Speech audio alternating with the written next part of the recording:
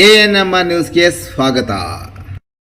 ವನಜ ನಾಟಿ ಕೋಳಿ ಸಾಕಾಣಿಕೆ ಕೇಂದ್ರದ ಅಂಗಡಿ ಪ್ರಾರಂಭಿಸುವ ಪ್ರಯುಕ್ತ ರಿಯಾಯಿತಿ ದರದಲ್ಲಿ ಕೋಳಿಗಳ ಮಾರಾಟ.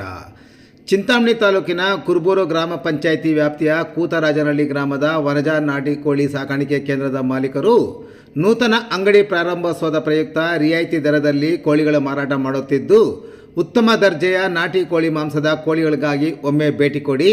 ಚಿಂತಾಮಣಿ ನಗರದ ಮಾಳಪಳ್ಳಿಯ ಹಳೆ ಸ್ವಿಮ್ಮಿಂಗ್ ಪೂಲ್ ಪಕ್ಕ ಕಲ್ಲಳ್ಳಿ ರಸ್ತೆಯಲ್ಲಿರುವ ಅಂಗಡಿ ಮತ್ತು ಚಿಂತಾಮಣಿ ನಗರದ MG ರಸ್ತೆಯ ಬೊಂಬು ಬೋಜಾ ರಸ್ತೆಯ ರಜನಿ ಹಾರ್ಡ್ವೇರ್ ಮುಂಭಾಗದಲ್ಲಿ ತೆರೆದಿರುವ ವನಜ ನಾಟಿ ಕೋಳಿ ಅಂಗಡಿಯ ಜೊತೆಗೆ ಚಿಂತಾಮಣಿ ತಾಲೂಕಿನ ಕುರ್ಬೂರು ಗ್ರಾಮ ಪಂಚಾಯಿತಿ ವ್ಯಾಪ್ತಿಯ ಕೂತರಾಜನಹಳ್ಳಿ ಕೋಳಿ ಸಾಕಾಣಿಕೆ ಕೇಂದ್ರದಲ್ಲಿ ಸಹ ಮಾರಾಟ ಮಾಡಲಾಗುತ್ತಿದ್ದು, ಹೆಚ್ಚಿನ ವಿವರಗಳಿಗೆ 9353096336 ಮತ್ತು 6362520136 ಮೊಬೈಲ್ ಸಂಖ್ಯೆಗಳಿಗೆ ಸಂಪರ್ಕಿಸಿ.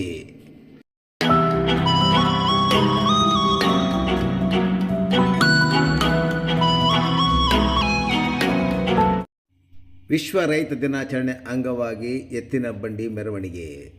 ವಿಶ್ವ ರೈತ ದಿನಾಚರಣೆ ಅಂಗವಾಗಿ ಕರ್ನಾಟಕ ರಾಜ್ಯ ರೈತ ಸಂಘಟನೆಯ ರಾಜ್ಯಾಧ್ಯಕ್ಷ ರಘುನಾಥ್ ರೆಡ್ಡಿರವರ ನೇತೃತ್ವದಲ್ಲಿ ಚಿಂತಾಮಣಿ ನಗರದಲ್ಲಿ ರೈತರ ಮೆರವಣಿಗೆಯನ್ನು ಹಮ್ಮಿಕೊಳ್ಳಲಾಗಿತ್ತು.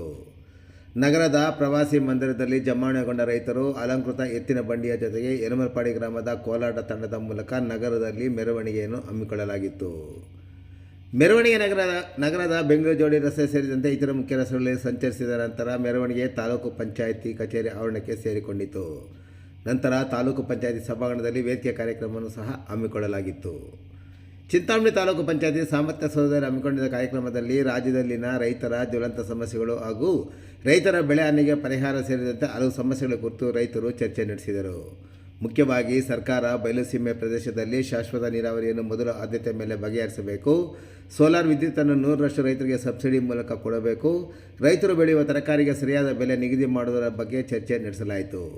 ಈ ಸಂದರ್ಭದಲ್ಲಿ ತಿಮ್ಮರಾಯಪ್ಪ, ವೆಂಕಟಸುಬ್ಬಾರೆಡ್ಡಿ, ರಾಮಚಂದ್ರಪ್ಪ, ಶ್ರೀನಿವಾಸ ಪ್ರಸಾದ್, ಯಲ್ಲಪ್ಪ, ಅಶ್ವಥ್ ಗೌಡ, ಕೋನಪ್ಪ, ಜಯರಾಮ್ ರೆಡ್ಡಿ, ನಾಗರಾಜ್, ರಾಮಚಂದ್ರಪ್ಪ, ವೆಂಕಟರೆಡ್ಡಿ, ಮುನಿಯಪ್ಪ ಸೇರಿದಂತೆ ಹಲವು ಮಂದಿ ಉಪಸ್ಥಿತರಿದ್ದರು.